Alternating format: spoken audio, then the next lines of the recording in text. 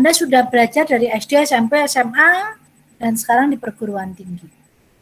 Untuk satu hal yang sama, artinya materinya itu sebetulnya sama. Kemarin sudah saya sampaikan ya, materinya sama, hanya nanti di perguruan tinggi ini PKN kita jadikan sebagai sudut pandang, ya, karena ada 3 dimensi dari pendidikan kewarganegaraan di perguruan tinggi itu, yang meliputi civics knowledge, civics skill, dan civics disposition. Nah, kita nanti pada tahapan yang kedua. Kalau knowledge-nya saya paham, Anda sudah sangat memahaminya. Oke, nah, supaya tidak terkesan mengada-ada, supaya saya kalau memaksakan Anda untuk kuliah itu ada alas haknya, ada dasar hukumnya, maka saya tunjukkan kepada Anda. Inilah dasar hukum mengapa pendidikan kewarganegaraan itu masih disampaikan, ya. Nah, di sini yang pertama harus kita ketahui bahwa kita melaksanakan atau kita mempelajari pendidikan pendidikan kewarganegaraan ini adalah untuk merealisasikan amanat dari Undang-Undang tentang Sisdiknas, Undang-Undang Nomor 20 Tahun 2003. Ya, nah, meskipun ada wacana undang-undang ini akan dirubah oleh Mas Menteri, tetapi setelah kemarin ada pro dan kontra terkait dengan pendidikan pengembangan kepribadian, maka nada-nadanya pendidikan kewarganegaraan, pendidikan agama, bahasa itu tetap menjadi mata kuliah wajib. Bukan hanya wajib tempuh, tapi juga wajib lulus, ya. Jadi ini masih ada. Oke. Dan undang-undang tentang sistem pendidikan nasional ini ditindaklanjuti dengan peraturan pemerintah. Peraturan pemerintah nomor 19 tahun 2005 ini mengatur tentang standar nasional pendidikan. Meskipun Badan Standar Nasional Pendidikan itu sudah dihapus ya, tetapi Indonesia tetap memerlukan standar nasional pendidikan. Oke, dan di dalam standar nasional pendidikan ini disampaikan bahwa di dalam semua kurikulum satuan pendidikan, jadi ya ada di SD, SMP, SMA, dan perguruan tinggi, itu wajib memuat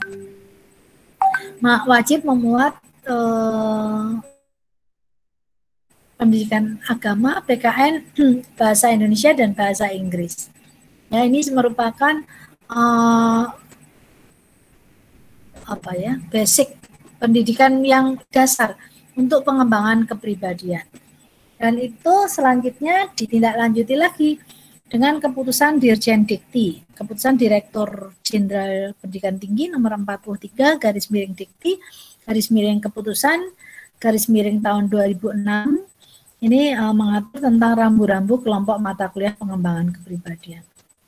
Dan yang terakhir, ini undang-undang tentang perguruan tinggi yang menyebutkan secara tegas bahwa pendidikan agama, pendidikan kewarganegaraan, pendidikan Pancasila, pendidikan karakter, bahasa Indonesia, dan bahasa Inggris ini merupakan mata kuliah pengembangan kepribadian yang dimaksudkan untuk menanamkan nilai-nilai karakter yang sesuai dengan Pancasila dan konstitusi kita.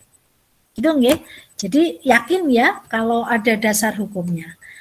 Oke, nah sekarang kita akan masuk pada karakter dari pendidikan kewarganegaraan itu sendiri. Besok kita bahas tentang urgensinya.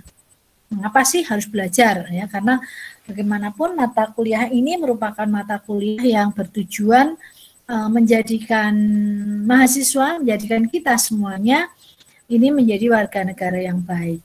Nah, besok kita akan membahas parameter dari warga negara yang baik. Good citizen itu seperti apa?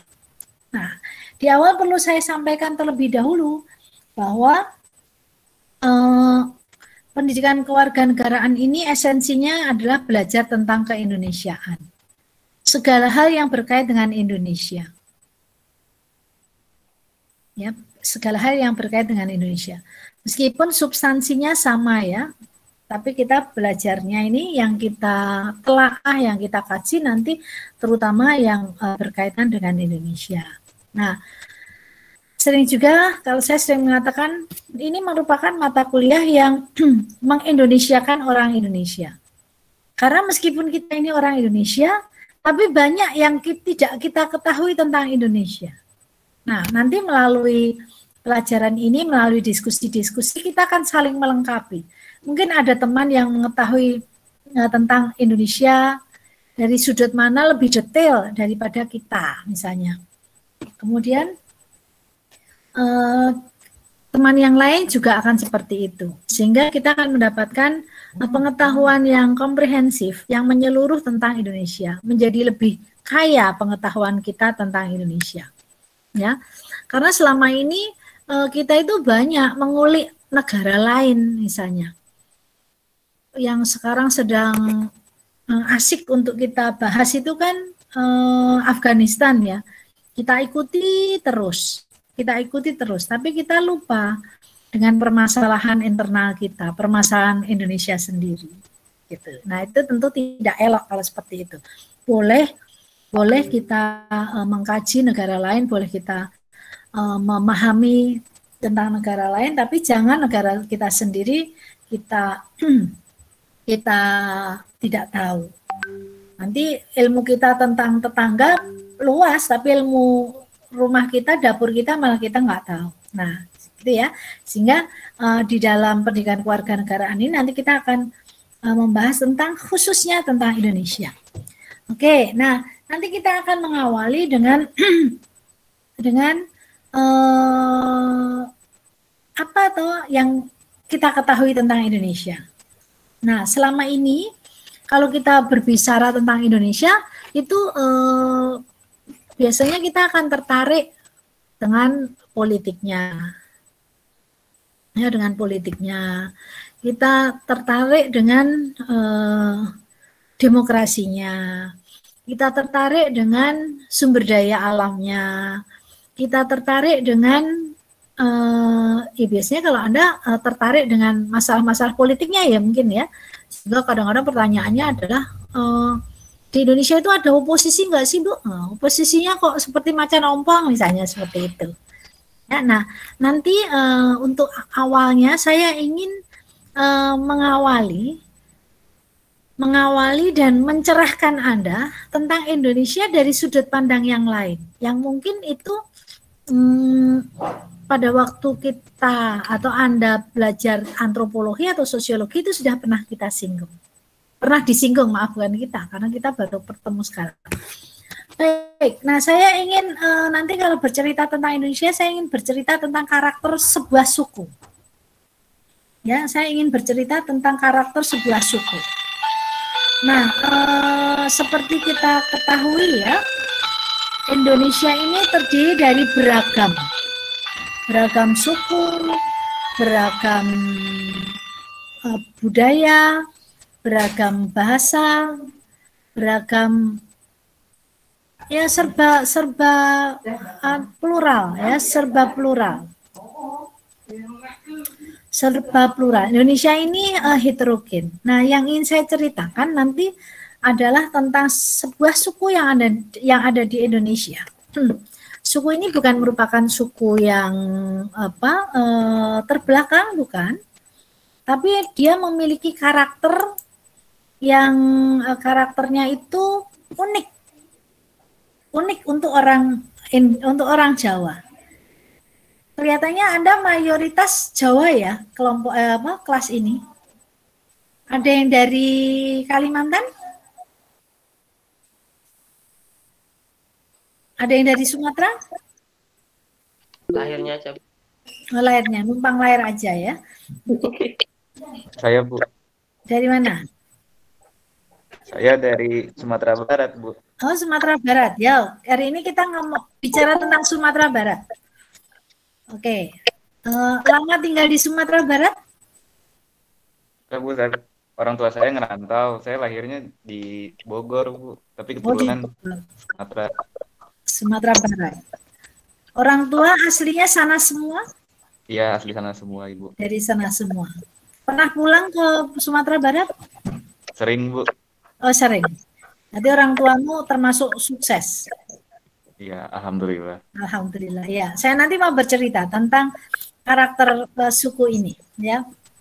Karena begini, saya pernah belajar sosiologi ya, dan juga hukum adat, sehingga waktu di bangku kuliah di S1, sehingga ada suku-suku yang menurut saya itu unik, ya, unik, dan saya rada-rada underestimate kepada suku tersebut.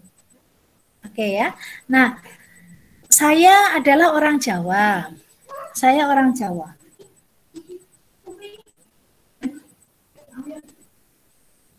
Kamu aja cerit-cerit suaranya masuk. Saya berasal dari masyarakat parental, kemudian Jawa. Saya tidak pernah tinggal lama di suku yang lain, sehingga yang saya ketahui adalah parental ini. Nah, sebelum masuk ke suku yang lain, kita lihat dulu suku parental ini. Parental ini atau suku Jawa ini ya. Jawa atau parental itu kan garis keturunan dilacak dari parent, dari ayah dan ibu. Pada masyarakat ini ya, pada masyarakat Jawa ini, ayah ibu mempunyai kedudukan yang sama di mata anak, ya, di mata anak mempunyai itu yang sama, status sosial yang sama. Laki-laki ataupun anak perempuan itu dalam masyarakat parental itu juga mempunyai status sosial yang sama. Kedudukan sosial laki-laki perempuan itu sama, equal. Anak laki-laki perempuan pada suku Jawa misalnya, atau pada masyarakat Jawa atau pada masyarakat parental itu setara. Tidak ada yang lebih utama, tidak ada yang dianggap lebih penting, seperti itu. Semuanya dianggap sama. Sampai misalnya penggunaan nama anak-anak yang lahir dari ayah ibu itu tidak ada kewajiban menggunakan nama ayah misalnya. Juga tidak ada kewajiban menggunakan nama ibu. Tentu ini akan berbeda pada masyarakat yang style-nya, yang sistemnya berbeda. Ya, nah, sehingga karena saya berasal dari masyarakat parental tadi, maka yang familiar untuk saya adalah sistem keibubapaan ini tadi. Nah, saya bersama beberapa dosen yang satu dari Universitas Andalas, yang satu dari Universitas Mataram, dan yang satu lagi dari UNESA, Universitas Semarang. UNESA. Nah, itu kami melakukan penelitian yang tujuannya itu adalah melakukan penggalian nilai-nilai luhur yang dimiliki oleh masyarakat adat. Pada waktu itu kami melakukan penelitian di daerah Lombok. Kami juga melakukan penelitian pada masyarakat Baduy luar. Kami juga melakukan penelitian pada masyarakat Batak di Sumatera Utara dan pada masyarakat matrilineal di Sumatera Barat. Sebetulnya yang kami teliti itu adalah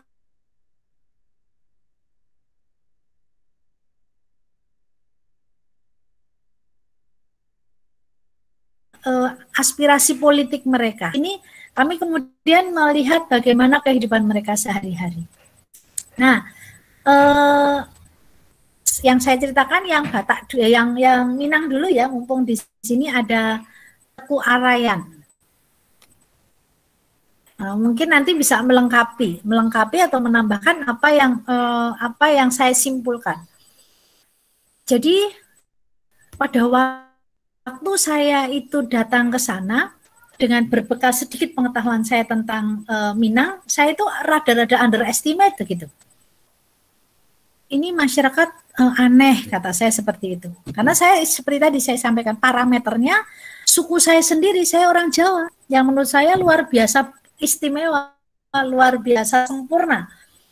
Sehingga saya menganggap kalau yang lain-lain itu aneh ya gitu. Nah, keanehan itu muncul misalnya waktu itu kami semula kami mau nginep di Padang, tapi oleh Bu Fitri itu yang dosen dari Andalas itu, beliau mengatakan jangan Bu Ati, kalau Bu Ati di Padang nggak lihat apa-apa, yuk kita ke Solo gitu.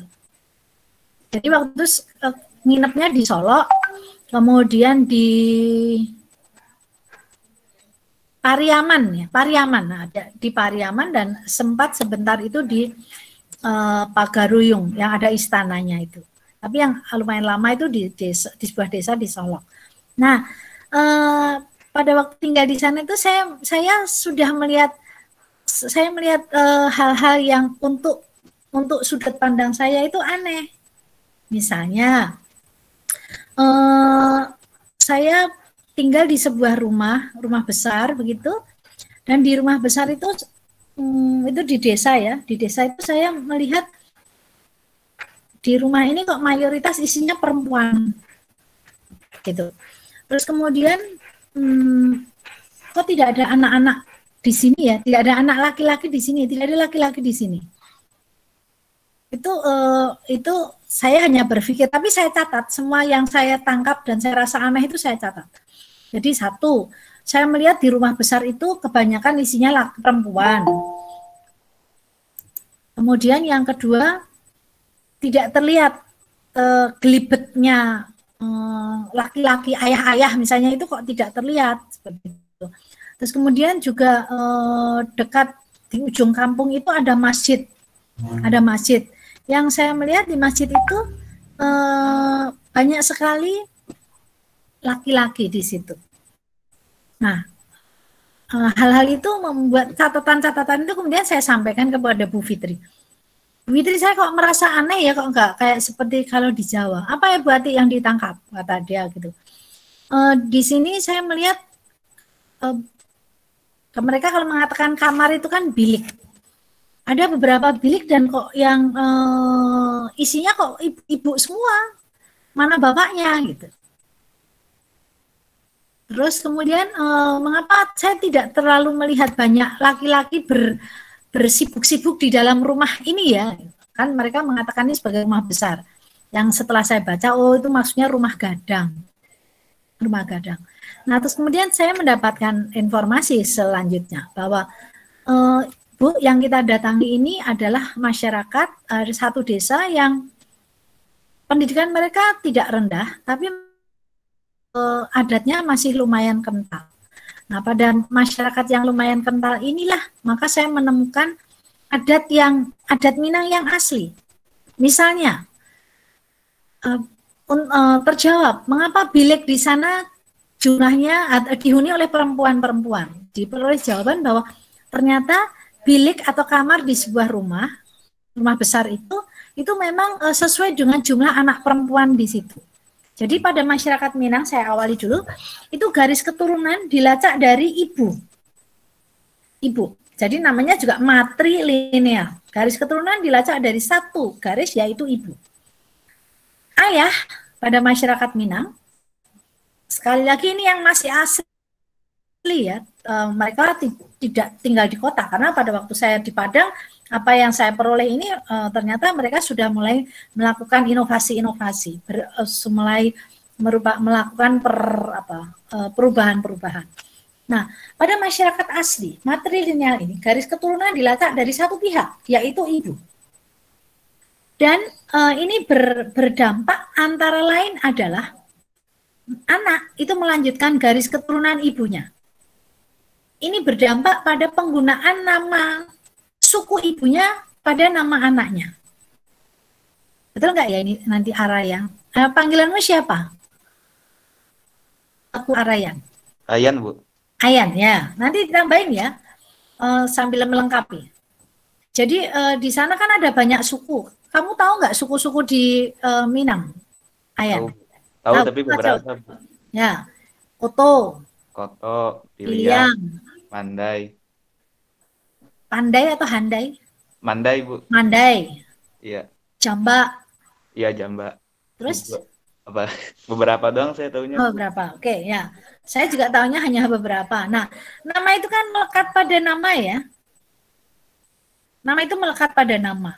Jadi kalau misalnya anak dari ibu bersuku Piliang, misalnya, maka namanya akan menggunakan kata-kata nama unsur kata Piliang. Ini sama seperti halnya misalnya pada masyarakat Batak.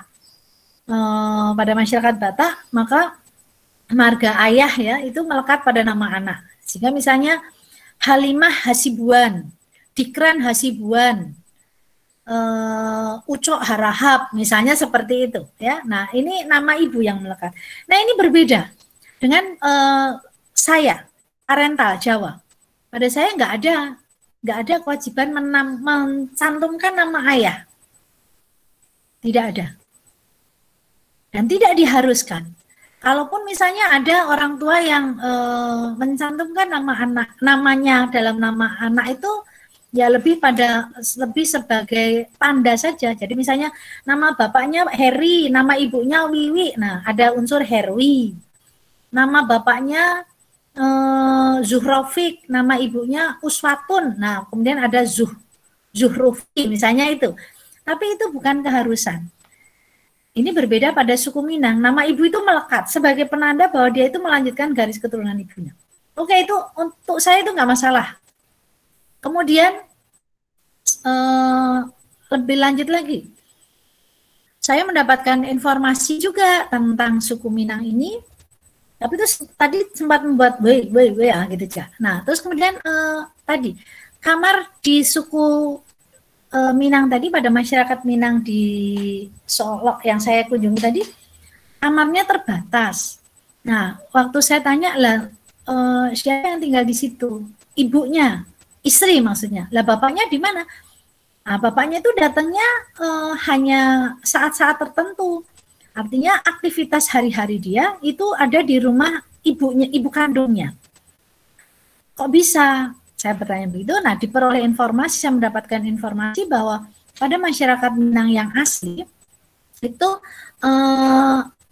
laki-laki atau suami itu mempunyai kewajiban utama di lingkungan kerabat ibunya, ibu kandungnya. Di lingkungan kerabat istrinya, dia menjadi seorang tamu. Dia orang asing, ada unsur asing di sini. Ada unsur asing di lingkungan kerabat istrinya. Dia tidak bisa mengambil keputusan, dia tidak bisa tidak bisa mengintervensi. Tidak bisa mengintervensi untuk rumah tangganya sendiri. Jadi dominasi perempuan pada masyarakat Minang itu kuat. Itu kuat. Status sosial perempuan juga kuat, lebih tinggi. Meskipun tidak berarti status sosial laki-laki di sana rendah, tetapi perempuan lebih kuat karena mereka dominan, karena mereka yang mengatur harta pusaka. Karena mereka yang menguasai harta pusaka, mereka mengatur peruntukan harta pusaka. Sementara penasehat. Ini untuk saya luar biasa. Untuk saya luar biasa. Saya sempat ya tadi underestimate loh. Untuk saya yang parental, di mana pengambil keputusan adalah atau kepala keluarga itu adalah laki-laki, maka ini merupakan satu hal yang lumayan mengejutkan. Bertambah mengejutkan lagi, pada waktu saya mendapatkan informasi dari mereka bahwa laki-laki Minang itu konon ya, kata mereka itu ditakdirkan untuk tidak menjadi ahli waris. Ditakdirkan untuk tidak menjadi ahli waris. Saya bilang, mengapa? Karena mereka memang bukan ahli waris. Jadi pada mayoritas masyarakat Minang yang menjadi ahli waris itu adalah anak perempuan. Dan anak-anak perempuan ini mewaris dari ibunya. Mewaris dari ibunya. Kalau sampai seorang anak itu, anak laki-laki mendapatkan warisan dari ibunya, maka itu artinya adalah bukan ya, mungkin kalau istilah negatifnya sedikit melanggar adat. Tapi yang utama sebetulnya yang berhak mewaris adalah, kata-katanya hak ya, yang berhak mewaris adalah anak perempuan, anak laki-laki tidak berhak mewaris. Terus tambah lagi informasi, seorang ayah tidak mempunyai hak sekaligus kewajiban untuk mewariskan hartanya kepada anak kandungnya. Terus harta warisnya jatuh ke siapa? Jatuh kepada anak-anak dari saudara perempuannya. Jadi pada mereka harta warisan tuh miring begini, bukan ke bawah. Kalau pada masyarakat Jawa kan ke bawah. Nah ini untuk saya ini membuat saya lumayan loh. Wah besok nggak mau deh kalau misalnya saya punya mantu anak Minang. Saya sempat seperti itu ngomong sama teman saya yang dari UNESA. Wah kalau punya anak Minang, mantu Minang, kenapa? Gak untuk warisan gitu kata saya. Nah waktu saya dengan naifnya seperti itu. Teman saya dari Padang dari awal sudah senyum-senyum. Nah pasti ini orang Jawa ini pasti akan punya stigma negatif ini. Belajar lebih dalam lagi Bu gitu. Terus kemudian kami diajak ke surau. Dan saya waktu ke surau yang di Solok itu dari luar kelihatan indah. Rapi, bersih, ke dalam lebih bersih lagi. Saya melihat surau di sana. Surau, tahu surau? Tahu Bu. Masjid. Ya. Nah, masjid di Padang itu bersih dan hidup. Nah, itu yang luar biasa, hidup. Saya bandingkan dengan masjid-masjid di Jawa. Masjid di Jawa itu ramainya hanya saat Ramadan. Ya, paling-paling kalaupun rame itu ya saat-saat sholat wajib ya. Ada yang sholat berjamaah tapi hanya berapa soft. Selebihnya mungkin masjid itu hanya lebih tepat kalau misalnya dijadikan kamar kos supaya produktif secara ekonomi daripada nganggur. Tapi kalau di Minang itu enggak. Saya melihat di sana banyak sekali laki-laki, banyak sekali anak-anak, remaja-remaja yang ke masjid. Nah, di masjid itu mereka bukan hanya beribadah sholat, tapi mereka ternyata menjalani ritual hidupnya itu di sana. Jadi mungkin pulang sekolah, anak-anak laki-laki, remaja-remaja itu pulang sekolah, berangkat sekolah dari rumah, mandi, ganti baju, sarapan, terus berangkat ke sekolah. Pulang sekolah, mereka kemudian ke rumah, mandi, ganti baju, makan, kemudian mereka ke surau. Nah, di surau itu mereka menghabiskan hari-harinya, bukan gaple. Ini saya bandingkan, kalau anak Jawa, wong Jawa, lanang cilik-cilik Jawa, itu kalau kumpul-kumpul itu gaple, catur, tapi mereka enggak. Mereka tidak. Mereka di sana ya ngaji, pasti ya, ngaji, sholat. Tapi kemudian mereka itu juga melakukan kegiatan-kegiatan yang menurut saya luar biasa. Karena apa? Karena di sana para bapak itu, para laki-laki yang katanya mereka itu dulu pernah merantau, itu mentransfer nilai-nilai kepada anak-anak Minang ini. Nah ini saya mulai simpati pada waktu itu. Saya gali informasi sampai kemudian saya membuat kesimpulan bahwa laki-laki Minang itu mengharuskan diri mereka untuk merantau. Mungkin ada asumsi bahwa merantau bagi laki-laki Minang itu merupakan satu bentuk pemberontakan pada adat yang berlaku. Ya, mungkin seperti itu. Adat yang berlaku karena mereka tidak punya hak untuk tinggal di rumah gadang, karena mereka tidak punya mereka kalah dengan dominasi perempuan karena mereka tidak mendapatkan warisan misalnya. Selain itu juga kondisi geografis Minangkabau yang tidak memungkinkan menambah tanah pertanian itu membuat laki-laki Minang mau tak mau memang harus keluar dari Minang. Tapi yang luar biasa adalah nilai itu terintegrasi.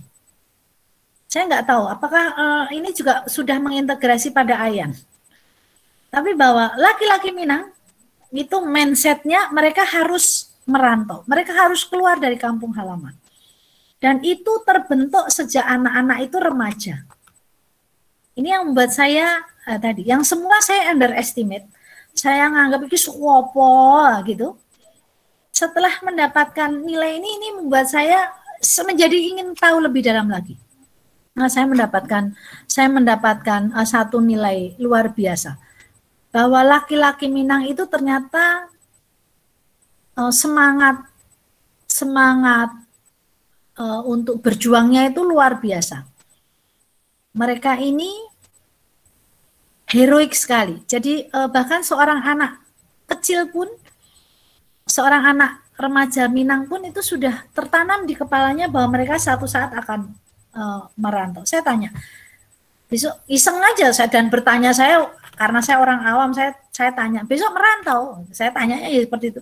Dia jawab, iya ibu gitu. Merantau kemana? Belum tahu, kata dia begitu.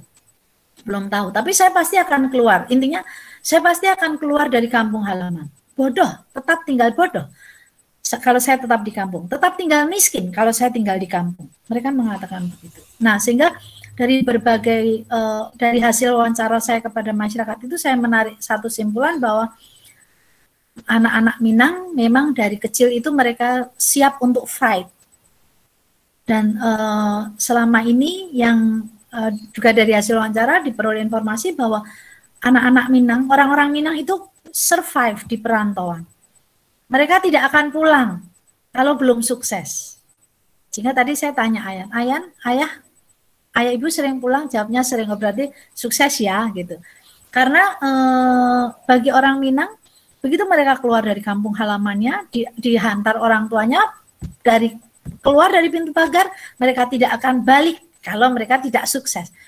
Nah, saya tuh membayangkan, aduh kalau anakku piye ya, anak saya kan dididik oleh orang Jawa, ya ibunya orang Jawa semua. Yang semuanya meskipun laki-laki ngak-ngek, tahu ngak-ngek. Ngak-ngek itu dikit-dikit ngeluh. Saya nggak tahu ini kalian bagaimana. Dikit-dikit ngeluh. Uang bensin nggak ada, minta. Disuruh pergi, kalau tidak dikasih uang bensin tidak berangkat. Tapi konon pada anak-anak Minang mereka tidak terbiasa seperti itu. Mereka biasa mandiri dan mereka menanamkan pada diri mereka sendiri untuk berdiri di atas kaki mereka sendiri. Nah, ini yang luar biasa yang saya tangkap pada mereka. Heroik ya. Kemudian mereka berani meninggalkan tanah kelahirannya. Dan mereka tidak bergantung harap pada warisan. Mereka berani berjuang. Satu hal lagi yang saya tangkap dari suku ini adalah aspek komunalnya, aspek kebersamaannya. Jadi pada masyarakat Minang ini, kan harta warisan itu kan tidak diwariskan secara individual, tapi diwariskan secara kolektif. Nah, ini berbeda dengan suku kita, suku saya, dengan saya orang Jawa. Kalau pada orang Jawa, harta warisan itu dihitung secara diakumulasikan, terus kemudian dibagikan secara proporsional kepada ahli waris. Nah, ini tidak pada masyarakat Minang. Pada masyarakat Minang yang masih asli, harta warisan itu diwariskan secara kolektif. Artinya tidak dibagi, tapi diwariskan kepada semua ahli waris. Kemudian dipergunakan secara bersama-sama, yang prinsip pengaturannya itu diatur oleh para perempuan. Nah, di sini dominasi perempuan itu muncul. Perempuan di masyarakat Minang itu dominan mereka. Mereka lah pengambil keputusan. Nah, kalau ada apa-apa, mereka itu konsultasi kepada laki-laki yang disebut sebagai mama. Hal-hal yang luar biasa ini, karena di sana perempuan itu kuat, dan mereka terbiasa mengambil keputusan. Mungkin itu sekelumit yang bisa saya sampaikan kepada Anda, yang ini mengubah sudut pandang saya, ya, dan itu membuat kami pada waktu itu, para peneliti itu kemudian semakin giat untuk mencari nilai-nilai luhur dari tempat-tempat yang lain. Oke, sekilas itu dulu pantikan dari saya. Ada yang mau ditanyakan? Atau Ayan mau nambahin? Mudah-mudahan Ayan juga mempunyai semangat yang sama seperti leluhurnya. Jangan-jangan kamu sudah tinggal di Jawa sehingga etosnya tidaklah seheroik leluhurmu yang masih ada di Sumatera Barat sana. Oke, adakah pertanyaan? Kalau tidak ada, nanti gantian Anda yang bercerita kepada kelas ya, giliran kalian semuanya untuk bergantian menceritakan apa yang Anda ketahui tentang Indonesia. Yuk, monggo. Saya Bu. Silakan. Ibu bertanya Bu, kalau Namanya siapa tuh? Ari Kurniawan. Nomor berapa Ari? Oh iya ya, udah ketemu. Ya. katanya itu di suku Minang itu kalau di acara pelamaran kan orang Jawa itu biasanya yang laki-lakinya yang memberi mahar ke mempelai perempuan kan. Lalu kalau orang Minang katanya terbalik ya, malah si perempuannya itu yang ngasih mahar ke laki-laki. Ya, terima kasih Ari Kurniawan. Mahar ya pertanyaanmu ya. Iya. Mahar itu kan persyaratan untuk melangsungkan perkawinan. Kalau sejauh yang saya tangkap, kalau mahar itu tetap kewajibannya laki-laki. Tetap kewajibannya laki-laki. Jadi masyarakat Minang itu kan mayoritas beragama Islam. Sehingga saya kalau waktu saya masuk ke kampung-kampung itu banyak sekali tulisan yang berbunyi adat basandi syarak, syarak basandi kitabullah, yang artinya adat mereka itu berdasarkan kepada syarak agama, dan agama mereka itu bersendikan pada Al-Quran. Nah, mereka itu Islam, sehingga di sini untuk pelaksanaan perkawinan kan memang salah satu syaratnya ada pembayaran mahar, yang mana mahar ini juga boleh dihutang. Nah, untuk mahar ini yang membayar ya pihak laki-laki. Mungkin yang Anda tanyakan katanya itu tadi yang membayar perempuan. Nah, itu mungkin kaitannya dengan budaya melamarnya. Ya, memang ada yang unik pada masyarakat Minang. Pada masyarakat Minang itu istilahnya japwe ya, menjemput. Yang menjemput calon pengantin laki-laki melamar itu memang pihak perempuan. Nah, pada saat menjemput tadi, menjapui tadi memang ada hantaran. Ada uang yang harus dibayarkan, uang atau benda-benda yang harus dibayarkan yang dipakai untuk menjemput laki-laki Minang tadi. Yang jumlahnya mungkin bisa besar sekali, tergantung permintaan dari laki-laki yang dilamar tadi, yang dijemput tadi. Jadi laki-laki dijemput, terus kemudian dia dibawa ke lingkungan keluarga istrinya. Di lingkungan keluarga istrinya, dia tidak lebih dari seorang tamu. Ada unsur asing di sini. Di sini dikatakan tamu atau unsur asing karena dia tidak bisa mengintervensi rumah tangganya sendiri, dia juga tidak bisa mengintervensi rumah tangga ibunya, kerabat istrinya. Karena dia memang tidak punya hak untuk itu. Dia adalah orang luar. Kalau nggak keliru nama perkawinannya Sumando. Nah, ya saya masih ingat, Sumando. Gitu. Tapi maharnya, ya mahar sebagai salah satu persyaratan sahnya perkawinan, itu yang membayar laki-laki. Kan bisa biasanya hanya berupa seperangkat alat sholat, misalnya, atau uang senilai berapa gitu, atau emas perhiasan, satu set perhiasan misalnya gitu. Itu yang membayar tetap laki-laki. Itu ya Ari? Iya Bu, terima kasih. Sama lagi? Saya Bu. Silakan. Bintang atau Brazen. Ayat, kamu melengkapi yang disampaikan Bu Ati ya? Iya, Bu, saya bisa lengkapin Bu yang tadi. Ya. Yang dilengkapi yang di mana? Yang mau sekarang Ayat? Iya Bu, mau sekarang aja yang mahar. Ya. Mahar. Kalau mahar setahu saya, tapi saya kurang paham juga Bu ya. tergantung berbagai daerah sih Bu. Biasanya di Hmm. Pariaman di tempat saya. Ah. Jadi Oh, kamu Pariaman. ya, jadi uang japu itu kan misalnya saya dilamar Bu. Hmm. Iya. Jadi uangnya itu dipakai buat kehidupan saya ntar ke depannya Bu. Ah. Dan jumlahnya itu tergantung gimana sayanya.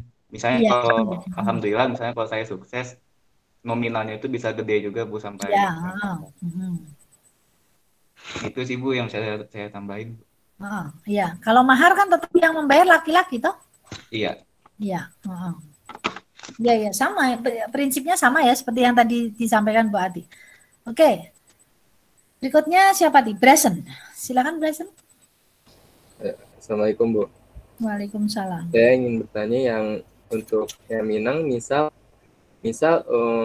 keluarga tuh nggak punya anak wanita gitu. Nah, misal punya cowok, itu warisnya tetap dikasih atau masih tetap disimpan sama ibunya? Nah, yang kedua, kalau untuk sang suami pisah dengan istrinya itu bukan pisah, maksudnya kayak nggak ketemu dari awal nikah, itu dari kapan? Pisahnya dari kapan? Mereka tidak pernah berpisah, Brazen. Maksudnya bukan berpisah, pindah, itu beda rumah gitu loh. Jadi jarang ketemu gitu, dari kapan? Oh, jadi kan kalau untuk yang masih asli tadi, sehingga sering muncul olok-olok ya di dalam di lingkungan orang suku lain, saya mengatakan laki-laki Minang itu ibaratnya seperti sarana penyambung keturunan saja. Jadi dia datang malam, pulang pagi, dia datang malam, pulang pagi. Sehingga seperti yang kemarin, yang dulu saya tangkap pada waktu saya ke rumah Gadang itu, kok saya tidak melihat laki-laki. Nah itu lihat pertanyaan yang muncul. Di situ kebanyakan isinya perempuan. Kebanyakan isinya perempuan. Dan kalaupun ada laki-laki, ternyata laki-laki itu sudah sepuh ya. Dan kata pemandunya itu mama. Mama itu adalah paman, saudara laki-laki dari ibu. Sementara laki-laki dia tinggal di lingkungan kerabat ibunya sendiri. Bekerja di sana, membantu menyelenggarakan rumah tangga, bekerja, terus kemudian menjadi membantu saudara perempuannya, memberikan nasihat saudara perempuannya jika saudara perempuannya itu memerlukan nasihat atau pertimbangan. Seperti itu. Itu ya, Brazen? Iya, Bu. Sudah terjawab ya. Berikutnya siapa lagi? Saya Bu. Bintang, silakan. Mau Dilengkapi tanya Ayan. apa? Dilengkapi Ayan kalau ada yang kurang. Tadi Bu yang kata Brazen kan kalau misalnya tadi kan Brazen bilang kalau nggak ada anak perempuan di rumah itu Itu gimana? paling pembagiannya yang tadi kayak Ibu bilang ke saudaranya yang lain yang ada anak perempuannya. Kalau ke anak laki-lakinya saya kan misalnya tidak ada anak perempuan Bu ya. Nah, pembagiannya kan bisa ke anak perempuan yang lainnya Bu, dunsana saudara gitu. Dunsana, ke dunsananya. Saudara ya yang ada anak perempuannya. Oh ya, jadi anak bibi. Iya, Pokoknya masih hubungan darah, yang ada hubungan darah. Iya. Ya udah dilengkapi oleh Ayan. Terima kasih Ayan. Berikutnya Bintang. Ini saya mau tanya, ini kan saya tadi cari-cari di internet tentang suku Minang tadi. Nah ini saya menemukan keunikan, ini budayanya masih dilestarikan atau enggak saya kurang tahu. Ini menjual anak laki-lakinya jika mirip dengan ayahnya. Nah ini kalau misalnya budaya itu masih ada, apakah itu melanggar hukum undang-undang yang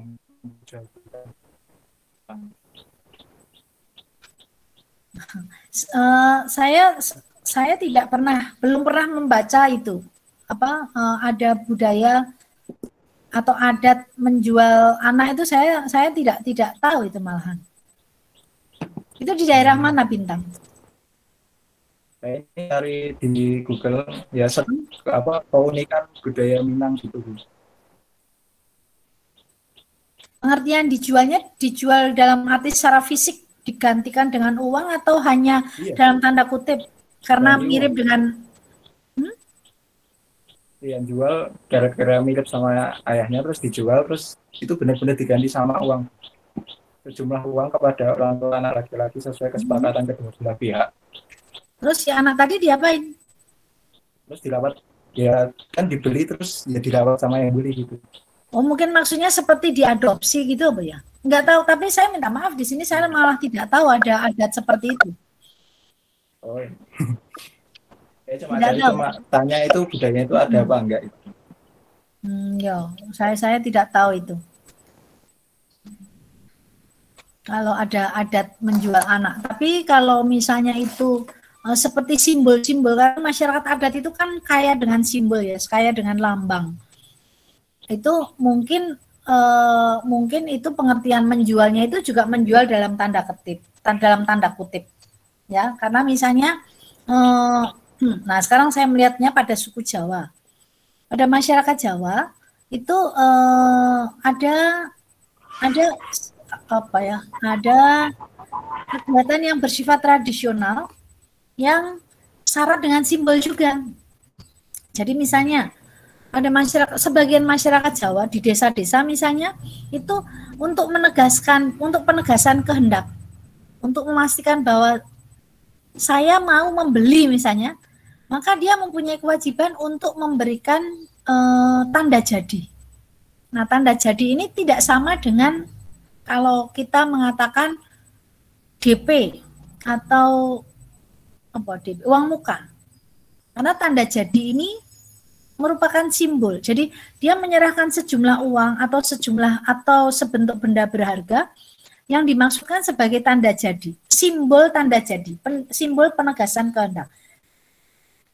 Yang kalau tadi dianalogkan disamakan dengan down payment tidak sama. Karena kalau down payment DP itu kan diperhitungkan dengan keseluruhan uang yang dibayarkan. Tapi kalau tanda jadi tidak diperhitungkan sebagai keseluruhan nilai jual. Dan kalau misalnya jual beli itu tidak jadi, maka tanda jadinya itu hilang. Nah, mungkin ya tadi kalau Anda mengatakan menjual anak dengan anak yang mirip dengan orang tuanya atau mirip dengan ayahnya, itu barangkali ya sekedar simbol-simbol saja. Tapi tentu itu tidak senyatanya seperti itu. Mungkin loh ya, karena saya belum pernah dengar adat itu. Itu Bintang? Ayan tahu nggak itu adat menjual anak? Sejauh ini saya kurang tahu, Bu. Istilah menjual saya cuma tahu tentang perkawinan, Bu. Kalau sejauh itu saya belum paham, Bu. Menjual apa dalam perkawinan? Iya, yang kayak tadi, Bu. Maksudnya uang japwe tadi. Iya, uang japwe. Mungkin sejauh itu. Oh gitu, oke. Beda ya. Oke, ada lagi kah yang mau bertanya? Sebelum giliran Anda menyampaikan. Saya izin bertanya, Bu. Oke, silakan. Siapa ini? Farhan. Iya, Bu, izin bertanya, Bu. Saya kan itu juga baca-baca di internet tentang tradisi sebelum nikah itu. Nah, misalkan seandainya dari prianya itu yang kurang mampu, tradisi itu tetap dilaksanakan atau tidak ya, Bu? Terima kasih, Bu.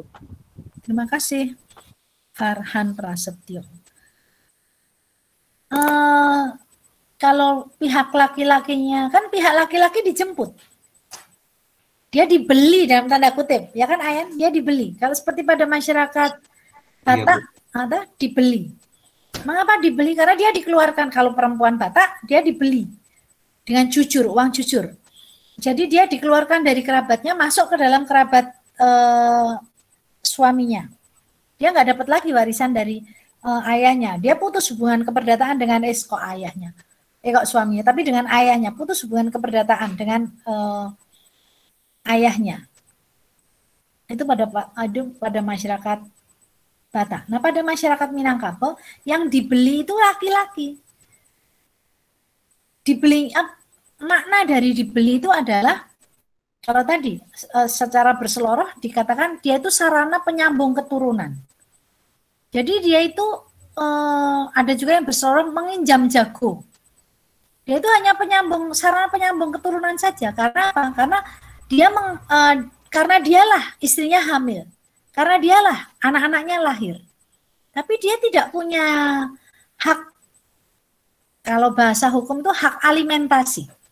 Hak alimentasi pada anak dia nggak punya.